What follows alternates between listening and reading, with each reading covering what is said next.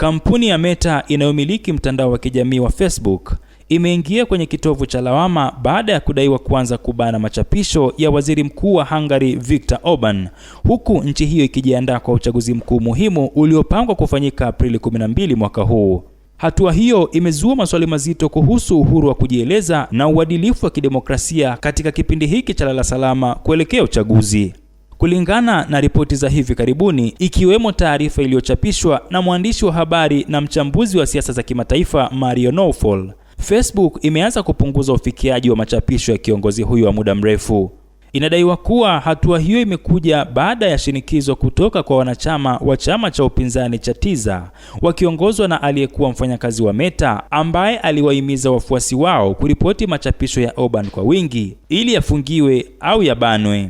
Wakati machapisho ya Orban yakidaiwa kubanwa, kiongozi wa upinzani Peter Magyar wa chama cha Tiza amekuwa akishuhudia ongezeko kubwa la ushiriki katika ukurasa wake, jambo ambalo wataalamu wanasema haliendani na idadi ya watu nchini Hungary.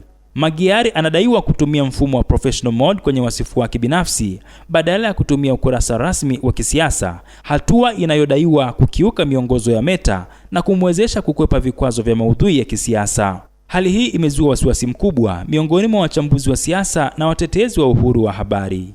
Ikiwa jukwaa kubwa la kijamii nchini Hungary litaendelea kubana maudhui ya Orban huku likiendelea kupendelea upinzani, maswali mazito yataibuka kuhusu uingiliaji wa kidemokrasia, alisema mmoja wa wachambuzi wa masuala ya kidigitali.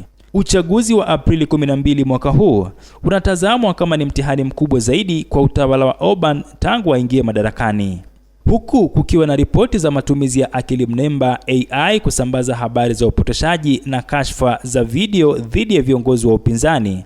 Mazingira ya kidigitali yamekuwa uwanja mkuu wa vita vya kisiasa.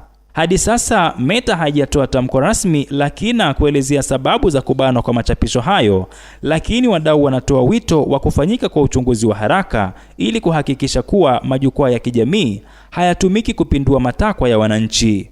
Abdul Nasir Mwita, Rubaza Kimataifa.